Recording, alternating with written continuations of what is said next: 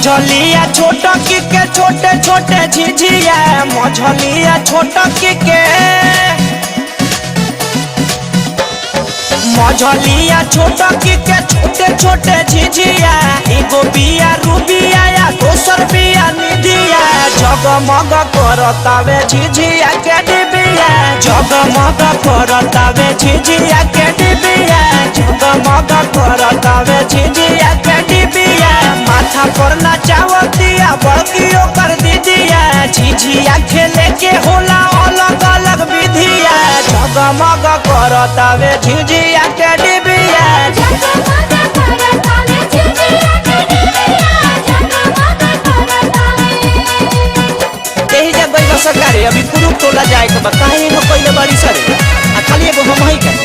हम गावत हम तक मांग दिया जल्दी जल्दी कर सर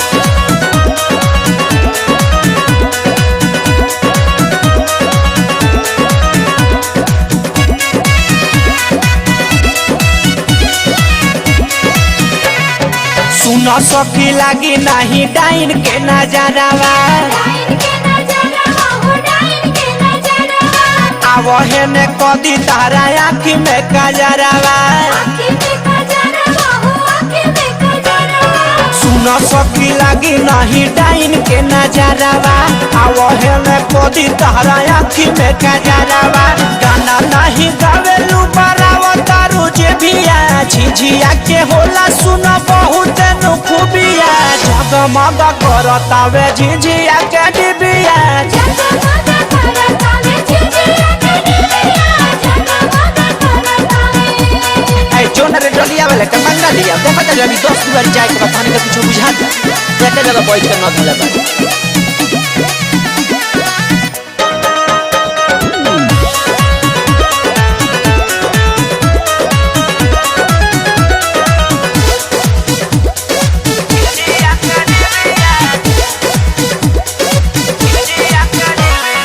चलो सखी घरे घरे गावे घरे घरे गावे सखी घरे घरे गावे एगो बोले गावे एगो माथा पन चावे माथा पना जावे हो माथा पना जावे चलो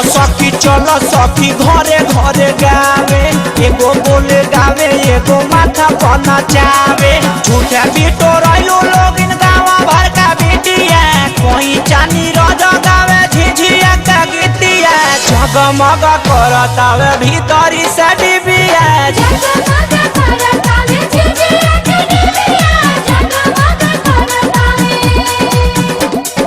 माथा पर नचावतिया बड़कियो कर दीदिया झिझिया खेले के होला अलग अलग विधिया जगमग करतावे झिझिया के डिबिया जगमग करतावे झिझिया के डिबिया जगमग करतावे।